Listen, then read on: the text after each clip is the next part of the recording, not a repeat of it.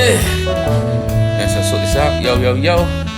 My name is Michael Salmon and welcome to another episode of Late to the Party. And today, I just wanted to take my hat off to Neville for his comments that he made on Sky Sports in regards to the racism that happened during the Chelsea game. We have a racism problem in the Premier League in England, and the Premier League have got to stand up. They hide behind the FA, the Premier League, on this issue. They hide behind the FA, in my opinion. They pushed the disciplinary issues and other issues over to the FA. Yes, we heard the announcements at the end, but I mentioned it a couple of weeks ago, we've just seen a general election in this country where both main parties and the leaders of both main parties are accused constantly over the last month of fueling racism and accepting racism within their parties. And I really want to applaud him, yay, right, for actually coming out and being a big man, a real big man, in acknowledging that back in the day, yeah, he did play a blind eye to racism amongst his team, on the pitch, etc. As even though back in the day it was deemed as normal and all of that, it was, don't worry about it, they're all right. Yeah, he came out and acknowledged on a big space, on a big platform, yeah, to say that, yeah, you know what, right, I played a blind eye to it. It's far more deep than that, in the sense that ultimately Ashley was abused in the Bernabeu 15 years ago in a game that I played in, and I sat in the dressing room at the end of that game and probably didn't even give it a moment's thought, really. That takes a big man to do that, and I think that we could do with more of him and less of these. Yes, in a population of 65 million people, there will be racists, but this nation is not racist. Michael Gove made a speech this week where he said Britain had the warmest attitude to migration. He was ridiculed, laughed at, shouted down. The implication being that this country is inherently racist and treats migrants like dirt. We don't. We're one of the least racist countries in any mature Western democracy, and we're certainly the least racist in Europe. But anyone who dares to say that is accused of sticking up for the racists or being racist themselves. Look at France and here, they say, oh, the Republic doesn't see colour, the Republic doesn't see where they're coming from. In this country, thank God we do. We are obsessive about it, and so obsessive. We take people who come here, we educate them, we give them homes, we give them welfare, we look after them. That's why everyone wants to come to this country. When I watch those clips there, yeah, and I look at the way that these people are responding, yeah, I think to myself, you know what, yeah, they honestly know that they are inherently, genuinely good people, right? But as a good person, the last thing you want to be called is a racist or being accused of being racist, yeah, because you're probably not. You probably don't have any racist bones in your body or animosity toward black people in general. So therefore you're saying, well, I'm not a racist. But you know what? Sometimes it's things that you do that you don't even know unconsciously. No, yeah, is it consciously or unconsciously? Whatever it is, you don't even know you're doing it half the time. How about your present? Oh, Joan, you shouldn't. But if you hadn't, that'd have been mad.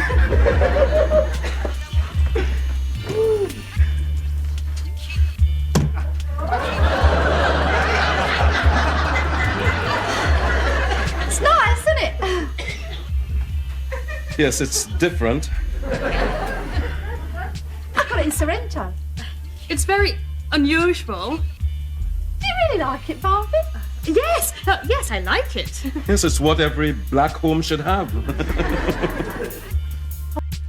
In the same way as a man, yeah, I wouldn't dream or deliberately go out and rape a woman, right? As a man.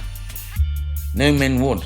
Well, not saying no men would, but you know, I wouldn't do that, right? However, as a man, if he drops a comment about how women should be tied to the kitchen sink, or their places by the ironing board, or they can't drive, yeah, as a woman hearing that, you can understand. I think that most people can understand that she's gonna eventually take offence to it.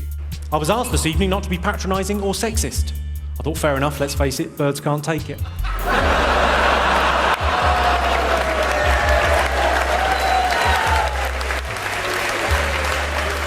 You're not offended, are you? Of Of course not, you're thinking about shoes.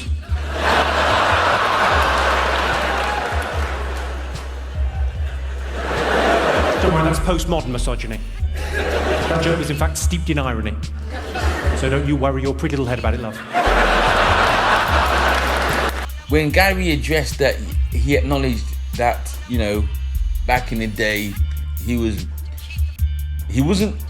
wrong, but he could have been better about exposing certain truths about racism that was happening within the team or within football back at the time. Yeah, again, I take my hat off to him, mate. You know what I mean? You know what I mean? You need a round of applause for doing that. You know, I accepted it because I was in the changing room where players got racially abused for maybe 10 years. There were occasions where it happened with England. And I wasn't offended by it at the time. It was almost like, no, we're football players, we concentrate on football. But when you get older and you get wiser, and then you see that ultimately the issues that it's having in society, that football can, to be fair, be a driver for change, but it's not being. It's not being, because I have no faith in politicians to change things. So football can be a driver for change. It can make a difference. It's been proven that it can make a difference. However, it's not doing, because it's not really dealing with the issue seriously. Putting a few announcements out, putting some t-shirts on and holding up a poster is not going to deal with this problem. It's not. And ultimately now, I wish I had been more offended 15 years ago when one of my teammates who sat next to me in the change room was abused. And I said the same with England when I was a coach, when Raheem Sterling was abused when we witnessed it in the start of the Euro 2016 tournament.